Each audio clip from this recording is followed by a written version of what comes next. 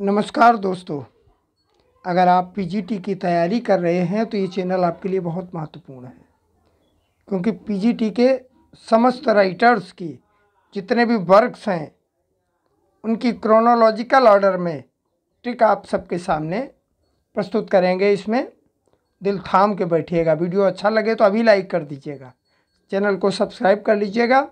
आज जैसा कि वीडियो का टाइटल है, बस एक बार फॉकनर पार, कहानी शुरू करते हैं। बड़ी मनोरंजक कहानी है, संभव हो तो ईयरफोन लगा के सुनिएगा। कहानी शुरू करते हैं, ज़्यादा समय वेस्ट नहीं करते हैं। लाइक सब्सक्राइब तो आप कर ही लेंगे, एक दो अच्छी सी कमेंट भी कर दीजिएगा जिससे कि प्रोत्साहन हो और हमारा मन लगे। हालांकि टाइप नहीं है, कोई बात नहीं, टाइप की आवश्यकता भी नहीं है, क्योंकि इस तरीके के मैटर्स को टाइप करवाना संभव भी नहीं है। आइए देखते हैं, कहानी सुनाते हैं आपको एक अमेरिकन राइटर की, जिसका नाम विलियम फॉकनर। अब ये कहानी शुरू होगी, नीचे वर्क तक जाएगी, बहुत मज़ा आने वाला है। एक था विलियम फॉकनर। बड़े अनावश्यक शब्दों का प्रयोग करेंगे, लेकिन उससे आप सबको फ़ायदा होने वाला है। एक था फॉकनर, फकता था तंबाकू, पीता था शराब। एक था फॉकनर, इसको हम फॉकनर से फकने से लगते हैं, देहात में नहीं कहते हैं वो देखो तंबाकू फक रहा है, तो ये फकने वाला फॉकनर पैदा हुआ 1897 में। 1897 में ये बेचारा तंबाकू वाला पैदा हुआ। और कहाँ पैदा हुआ ये भी देख लीजिएगा, न्यू अल्बानी में। एक साउथ शब्द याद रखिएगा, एक शब्द साउथ याद रखिएगा, दक्षिण, जिससे ये रिलेटेड है। बहुत से प्रश्न बनते हैं साउथ से। तो ये न्यू अल्बानी में पैदा हुआ और स्टेट था मिसिसिपी। अभी आगे आपको कहानी सुनाएंगे, बड़ी लंबी सी अच्छी सी कहानी है।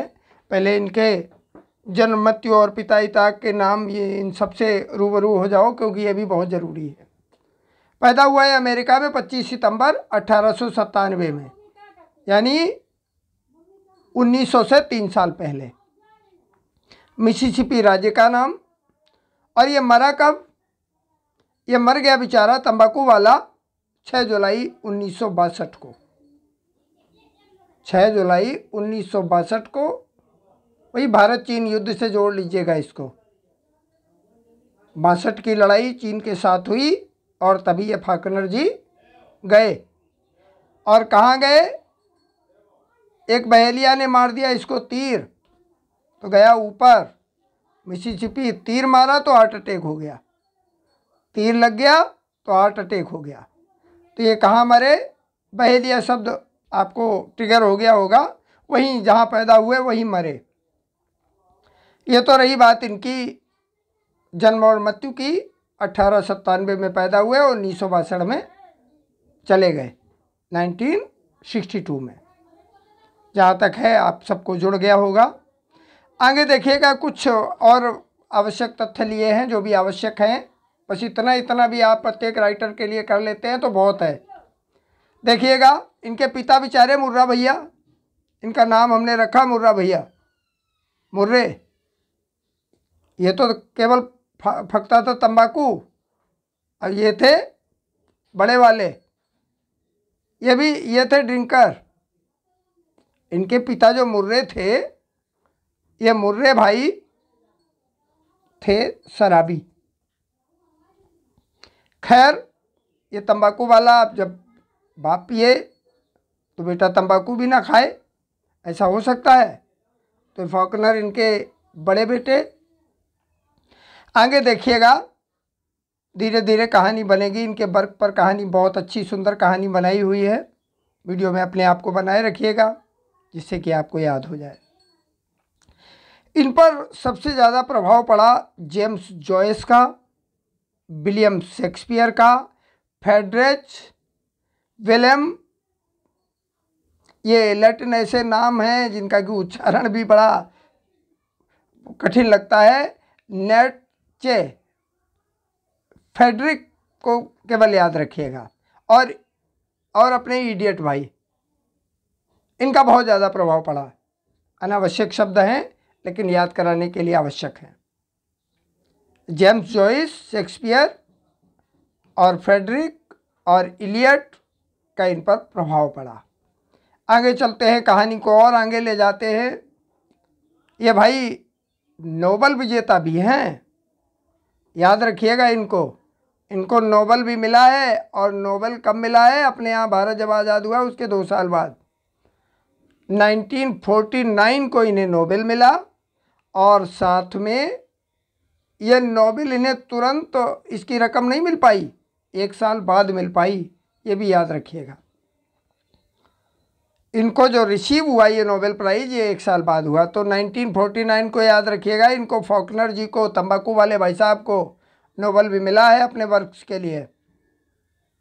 आगे चलते हैं, अब सुंदर सी कहानी आपको सुनाते हैं विलियम फॉकनर के वर्क को। एक एक वर्क को याद करिएगा, बिल्कुल याद करा देंगे अगर आप वीडियो में बने रहे। लाइक करना, कमेंट करना आपकी मर्जी पर है, करिए या ना करिएगा। चैनल को सब्सक्राइब कर लीजिएगा तो ऐसे फैक्ट आपको मिलते रहेंगे। देखिएगा, ये फॉकनर जी के नोबेल को जोड़ते हैं। मान लिया हमने ये तंबाकू वाले ने सेना में प्रयास किया भर्ती होने का, सेना में प्रयास किया तो बेचारा भर्ती हो गया तो यहाँ ये अधिकारी बन गया। अब यहाँ तक कहानी यहाँ से शुरू होती है। ये तंबाकू वाला तंबाकू खाता था, माता पिता से परेशान हो गया, उन्होंने कहा कुछ करो, तो गया फौज में भर्ती हो गया। वहाँ ये बन गया सेना में एक अधिकारी। हालांकि इसका वास्तविक तथ्य से कोई लेना देना नहीं है। अब जब ये अधिकारी बन गया, अब यहाँ से कहानी शुरू होती है बड़ी सुंदर सी, समझिएगा पूरे गौर से। अब इसको काम दिया गया कि तुम्हारा काम यह है कि सैनिकों को वेतन बांटो, सैनिकों को पैसा बांटने वाला, क्योंकि उस समय बैंक तो थे नहीं, कोई ना कोई अधिकारी ही पेमेंट बांटता था। तो हमारे फॉकनर भाई, जो मुर्रे भाई साहब के लड़के, तंबाकू खाते, मुर्रा भैया शराब पीते, बन गए सेना में कोई अधिकारी। काम दिया गया पैसा बांटने का। तो इनका पहला जो नॉवेल है वो सोल्जर्स प्ले है। आपको याद हो गया होगा, इन्हें सबसे पहला काम क्या मिला कि तुम ऐसा करो, पैसे बांटो फौजियों को। और ये पहला आया 1926 में, याद रखिएगा। ये कब पैदा हुए ये आपको मालूम ही है, ये देख लीजिएगा 1897 में, 1897 में पैदा हुए। कितने साल के होंगे? 3 इधर हो गए और इसके बाद में 26 उधर हो गए। 26 और 3 जोड़ लीजिएगा, ये थे 29 साल के। तब सेना में इनको काम मिला काहे का? पैसा बांटने का। तो पहला नोबेल इनका आया कब? 1926। इस सन को याद रखिएगा, बहुत बार मैनी टाइम्स पूछा गया ये। अब देखिएगा, सैनिकों की शिकायत, सैनिकों की ये शिकायत कि यहाँ इस बैरक में, यहाँ जंगल में जहाँ ये कैंटोनमेंट है, वहाँ मच्छर बहुत है, बहुत बड़ी मात्रा में वहाँ मच्छर थे। तो सैनिकों ने क्या शिकायत की? यहाँ मॉस्किटोज बहुत हैं। अब मॉस्किटोज बहुत हैं, ये आया इनका ठीक 1 साल बाद। इसको जोड़िएगा मच्छरों से। सैनिकों को वेतन बांटते, सैनिकों को मच्छर बहुत काटते। आगे चलते हैं, सैनिकों ने क्या शिकायत की? अरे भाई पूरे पैंट दो, फुल पैंट दो। और आप सब ने देखा ही होगा, फिल्म वगैरह में देखा होगा कि पुराने जो सोल्जर्स थे वो हाफ पैंट पहनते थे। और जब हाफ पैंट पहनते थे तो ऊपर जांघें खुली रहती थी। तो सार्टोरिस को जोड़िएगा जांघ की एक बड़ी पेशी से। हालांकि इसका मीनिंग थोड़ा डिफरेंस है, लेकिन सार्टोरिस मीन्स होता है जांघ की पेशियाँ। जांघ की पेशियाँ बड़ी बड़ी होती हैं। तो सैनिकों ने क्या शिकायत की कि हमारी सार्टोरिस में, हमारी जांघ की पेशियों में, जांघों में मच्छर बहुत काटते हैं, क्योंकि पैर खुले रहते हैं, पूरे पैंट मिलते नहीं हैं। 1929 में इनका आया कौन सा? सार्टोरिस। 3 आपको याद हो गए, शायद लंबे समय के लिए याद हो गए। आगे चलते हैं, जब सैनिकों को मच्छर काटते वो भी सार्टोरिस में यानी जांघों में, तो ये सैनिक बहुत गुस्सा करते, चिल्लाते थे। The sound and the fury, गुस्से में चिल्लाते थे, अपने अधिकारी से गुस्से में चिल्लाते थे। क्या चिल्लाते थे? मच्छर बहुत काटते हैं, अच्छी व्यवस्था करो। 1929 में इनका आया the sound and the fury. अब सैनिकों की ये शिकायत कि ऐसे इस तरीके से तो हम फौज में नौकरी करें तो रहे, एज आई ले डाइंग, ऐसे तो हम मर जाएंगे। 1930 में सैनिकों ने क्या कहा? एज आई ले डाइंग, ऐसे तो हम मर जाएंगे, यहाँ तो हम मर जाएंगे, ऐसे फौज की नौकरी में मच्छर काटेंगे, तरह तरह की बीमारियां होंगी और हम मर जाएंगे। आगे देखिएगा। नेक्स्ट नंबर 6, ऐसे क्या हम एक सेंचुरी तक चल पाएंगे? भाई मानव जीवन की औसत आयु 100 वर्ष, तो ये सैनिक क्या कह रहे हैं? ऐसे क्या हम 100 साल तक चल पाएंगे? 1931 में इनका आया सेंचुरी। सैनिकों ने क्या कहा? ऐसे तो हम मर जाएंगे, गुस्से में चिल्लाते थे कि ऐसे ही हम 100 साल तक नहीं चलेंगे। तो सेंचुरी इनका 6वां नोबेल। इतना जहाँ तक है, हमें 1-2 बार सुनेंगे तो हमेशा के लिए ट्रिगर हो जाएगा। शायद आप ऑप्शन सामने आते ही आते आपको याद आ जाएगा। अब देखिएगा और सैनिक क्या शिकायत करते हैं। ये कहते हैं, अरे भाई अगस्त का महीना, आपको मालूम है जुलाई अगस्त में बारिश होती है अपने यहाँ। अगस्त का महीना और बहुत तीव्र मच्छर फैलते हैं, डेंगू फैलता है। तो ये क्या कहते हैं? अरे अगस्त का महीना और अभी भी रोशनी नहीं, यहाँ कोई रोशनी का प्रबंध भी आप सब ने नहीं किया। अपने अधिकारियों से शिकायत करते हैं। तो अगस्त का महीना ये 1932 में इनका आया 32 में कि अगस्त के महीने में भी यहाँ रोशनी का कोई प्रबंध नहीं है, हम ऐसी फौज में नौकरी छोड़ी, ऐसा पैसा हमने छोड़ा। खैर, अब हमारे फाकनर साहब, तंबाकू वाले भाई साहब, इन्होंने क्या कहा? अच्छा ठीक है, इतनी ज़्यादा बड़ी व्यवस्था तो नहीं है, एक मास्ट की व्यवस्था करवा देते हैं। वर्तमान में शहरों में, गांव में जगह जगह वो बड़ी सी मास्ट ही लगा दी गई है, ऊपर लंबे दूरी तक रोशनी रहती है। तो क्या कहा? एक हम बनाएंगे पाइलॉन, पाइलॉन माने होता है पाया, पाया माने खंबा, एक खंबा बनाएंगे और उसमें लाइट लगवा देंगे तो पूरी एरिया में रोशनी रहेगी। तो पाइलॉन मीन्स खंबा होता है, आप याद कर लीजिएगा। और ये खंबा किसने बनवाया? हमारे फॉकनर भाई साहब ने 1935 में बनवाया रोशनी के लिए, जिससे कि अगस्त महीने में रोशनी बनी रहे और 100 साल तक हमारे सैनिक जी पाए, क्योंकि वो ऐसे यहाँ पड़े पड़े मर रहे थे। और ऊपर देखिएगा द साउंड एंड फ्यूरी, गुस्से में चिल्लाते और नाराज होते थे। 8 आपको याद हो गए होंगे। अब देखिएगा और आगे कहानी बढ़ती है।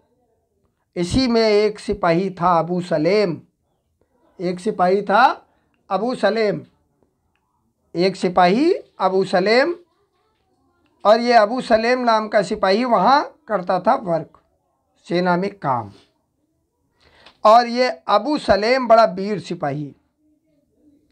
और ये कैसा वीर सिपाही? अनवैनक्विश्ड, इसमें क्यू लिखना हम भूल गए। अनवैनक्विश्ड इसके माने होता है अजेय।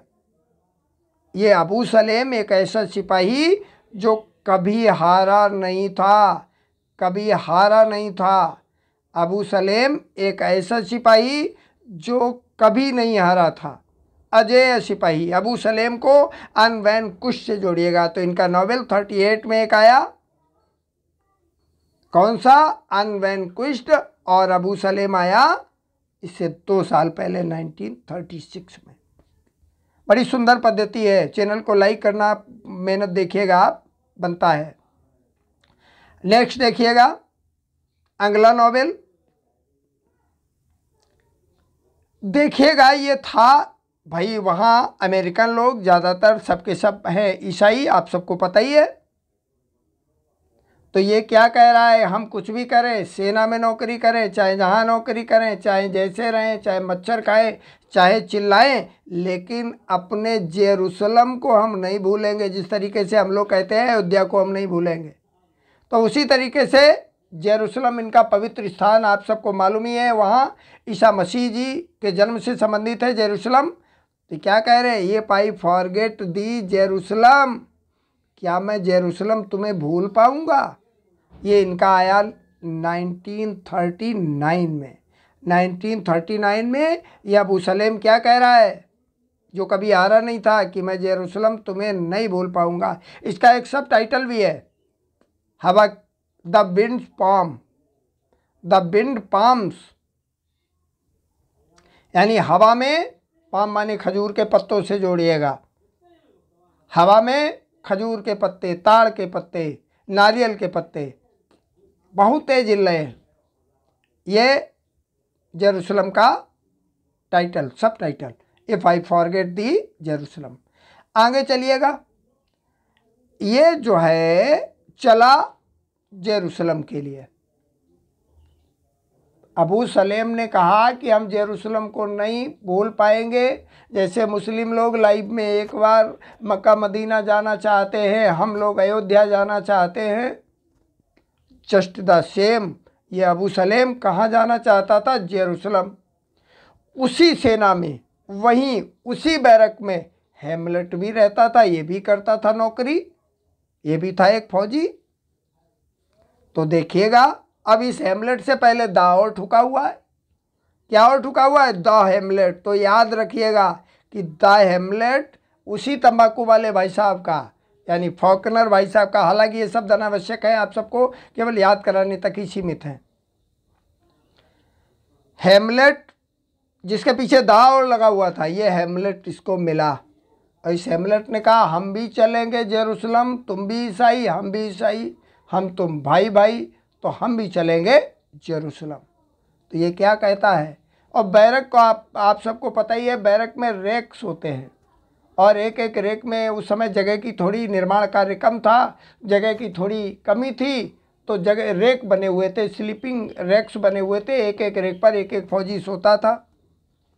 तो इसने अबू सलेम ने क्या कहा हेमलेट से, दा वाले हेमलेट से क्या कहा, अच्छा ठीक है चलोगे तो नीचे उतरो अपने रेक से, और क्या पहनो, मोजे, मोजे क्या पहन लो, मोजे पहन लो, आ जाओ तुम भी नीचे। 1942 में इनका आया गो डाउन मोजेस। ये एक एपिसोडिक नावल था, और कई सारे इसके एपिसोड पब्लिश हुए। तो अबू सलेम ने क्या कहा हेमलेट से, दा वाले हेमलेट से, कि नीचे आओ, और वो भी आओ तो मोजे पहन के आओ। और अगर मोजे नहीं पहन के आओगे, नेक्स्ट 14 देखिएगा, इंट्रूडर इन द डस्ट, धूल भर जाएगी। कहाँ? जूतों में। इंट्रूड माने ज़बरदस्ती घुसना होता है, इन द डस्ट, धूल ज़बरदस्ती घुस जाएगी पैरों में, जूतों में। फौजियों के पहले अभी भी बूट बड़े मजबूत होते हैं। क्या कहा, मुझे नहीं पहनोगे तो पूरे सब के सब धूल भर जाएगी। तो इनका जो इंट्रूडर इन द डस्ट आया 1948 में। जहाँ तक मेरा भरोसा है कि आप सबको बहुत अच्छी तरीके से याद हो रहा होगा। वीडियो 2-3 बार सुनिएगा, क्योंकि एक राइटर को तैयार करने के लिए अगर 20 मिनट का वीडियो आप 2-3 बार सुन लेते हैं तो हमारा ऐसा मानना है कि बहुत बड़ा लाभ होगा, और केवल रटने से बहुत कम याद होता है। अब देखिएगा, जूतों में धूल घुस जाएगी। अब आगे देखिएगा, नेक्स्ट नंबर पे ये दोनों अबू सलेम और हेमलेट, दा वाला हेमलेट चलते हैं, तो रास्ते में एक नन मिलती है इनको। कौन मिलती है? एक नन मिलती है। ईसाई सन्यासी ने नन कहलाती हैं, कॉन्वेंट में रहती हैं और नन कहलाती हैं। तो ये रिक्वेम कर रही थी। एक नया मीनिंग आपको मिला, रिक्वेम। इसके माने भी शोक गीत होता है, किसी की मृत्यु पर गाया जाने वाला गीत भी इलेजी जैसे डर्ज होता है, इलेजी होता है, ऐसे रिक्वेम भी आपको याद रखना है। रिक्वेम को भी याद करिएगा, REQUIEM। ये नन शोक गीत गा रही थी। जब ये शोक गीत गा रही थी और ये दोनों जा रहे थे जो जेरूसलम के लिए, कौन? हमारा अबू सलेम सैनिक और द हेमलेट। तो इन दोनों ने नन से क्या कहा, अरे भाई कौन मर गया है जो ये शोक गीत चल रहा है, तुम हमें सुनाओ एक फैबल, कोई एलिगरी सुनाओ, ऐसी कहानी सुनाओ जो मज़ा आए। तो ये जो नन सुना रही थी, ये 1951 में सुना रही थी शोक गीत, और जो फैबल इसने सुनाया, ये इसको सुनाने में 3 साल लग गया। क्या कहा? अबू सलेम ने कहा शोक गीत नहीं, हमें फैबल सुनाइएगा, कोई ऐसी कहानी सुनाइएगा जिससे कि मज़ा आए। फेबल सुनाइएगा, यानी ऐसी कहानियाँ जो पशुओं से संबंधित है लेकिन एक उनके अंदर मोरल छुपा हुआ होता है, वो हमें फेबल सुनाइएगा। कहानी और आगे बढ़ती है। अब ये अबू सलेम और द हेमलेट, ये दोनों मिलकर के, क्योंकि नन को तो इन्होंने छोड़ दिया 1951 वाली, क्योंकि इसने 1954 में इनको फेबल सुना दी, काम ख़त्म। आगे बढ़ते हैं तो इन्हें 3 साल बाद एक कस्बा मिलता है। क्या मिलता है? एक कस्बा मिलता है, द टाउन। अब ये कस्बा मिला, कहानी और आगे बढ़ी। इस तरीके के फैक्ट को टाइप कर पाना संभव नहीं था, इसलिए आप सब लोग इस पद्धति से बहुत अच्छी तरीके से याद कर पाएंगे। तो ये जो कस्बा मिला, इस कस्बों में तो बड़े बड़े मकान होते ही हैं, आप सबको पता ही है। यहाँ कस्बे में एक बहुत बड़ा मेंशन था, भवन था। कस्बे में एक बहुत बड़ा भवन था, तो मेंशन भी इनका एक नॉवेल है। आगे चलिएगा, और ज़्यादातर पुराने हों या नए हों, जितने भी बड़े बड़े शहर हैं, कस्बे हैं, वो सब के सब नदियों के किनारे ही है, क्योंकि पुराने समय में जल की सुविधा के लिए बस्तियां वहीं बसी, अब वहाँ शहर के रूप में डेवलप हो गए। तो ये जो कस्बे वाला जो है, यानी जो भवन था, कस्बे में भवन था, ये कस्बा कहाँ था? द रिवर्स, नदियों के किनारे। 1962 में इनका आता है the reverse, the most autobiographical. और ये जो द रिवर्स है, इसमें इनकी ऑटोबायोग्राफी झलकती है। याद रखिएगा, कहानी ख़त्म होने वाली है, और इस कहानी में आखिरी में, यानी नदियों के किनारे बैठ करके ये तंबाकू वाला और अबू सलेम और वो हेमलेट अपने पुराने जीवन के विषय में सोच करके और लिखते हैं ऑटोबायोग्राफी, द रिवर्स, नदी के किनारे। कब? 1962 में, क्योंकि ये कस्बा नदी के किनारे था और वहाँ एक भवन भी था। आगे देखिएगा, जीवन का अंत। जीवन के अंत में कितने भी युद्ध के झंडे हों, चाहे जीत के झंडे हों, सभी झंडों को, सभी ध्वजों को ज़मीन में मिलना ही पड़ता है। तो आखिरी में इनका फ्लैग 1962 में तो ये मर गए और इनका झंडा धूल में मिल गया। Flags in the dust posthumously publish हुआ 1973 में, और इनका झंडा धूल में मिल गया। और ये कब आया? 1973 में, हालांकि लिख पहले ही दिया, तो इनका ध्वज धूल में मिल गया। कुछ पोइट्री कलेक्शन भी है इनका, देख लीजिएगा, पोइट्री कलेक्शन भी है। सब के सब आपको याद करने पड़ेंगे, बड़ी सुंदर पद्धति है, बहुत अच्छा प्रयास किया है हमने। अगर आपको अच्छा लगता है तो बाकी आपकी मर्जी। Vision in the spring, Faulkner ji, वसंत आता है तो सपना भी देखते हैं, 1921 में। आगे देखिएगा, यही तंबाकू वाले भाई साहब क्या सोचते हैं? घर बनवाएंगे और उसमें संगमरमर लगवाएंगे। तो इनका poetry collection the marble fawn. Next देखिएगा, और जब मेंस जो है बसंत में मार्बल से भवन बनवाएंगे, तो वहाँ पर ग्रीन बो, हरी हरी डालियाँ, पेड़ ये भी लगाएंगे। ऐसे पेड़ लगाएंगे जिनकी डालियाँ बसंत में भी, स्प्रिंग में भी हरी रहें। तो ग्रीन बो इनका पोइट्री कलेक्शन। आगे देखिएगा, और क्यों लगाएंगे? क्योंकि ये धरती, ये दिस अर्थ, ये धरती अच्छी लगे, इसलिए ग्रीन बो लगाएंगे, मकान बनाएंगे, उसमें मार्बल लगवाएंगे। बसंत के मौसम में ये धरती अच्छी लगे। 1932 इनका अर्थ से रिलेटेड है, पोइम है। अब देखिएगा, ये रहने वाले मिसिसिपी के थे, साउथ से रिलेटेड है, याद रखिएगा। तो ये मिसिसिपी 1979 में आता है।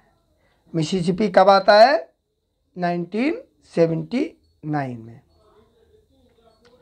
और देखिएगा, Helen, a courtship and Mississippi poem.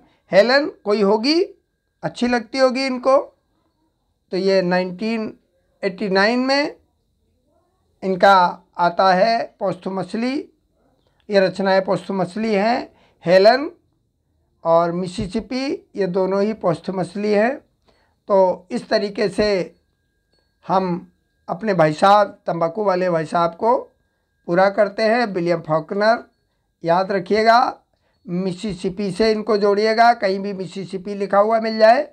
USA के थे, अमेरिकन राइटर हैं और 1897 में पैदा होते हैं न्यू अल्बानी में और 1962 में वहीं मिसिसिपी में मर जाते हैं। पिता इनके मुर्रा भैया, मुर्रेसी फॉकनर। और कहानी बड़ी अच्छी तरीके से आपको अच्छी लगी है तो चैनल को सब्सक्राइब कर लीजिएगा, जिससे कि पीजीटी के सभी राइटर्स प्रयास ये करेंगे एक एक करके आपको मिल जाए। वीडियो पूरा सुनने के लिए बहुत बहुत धन्यवाद।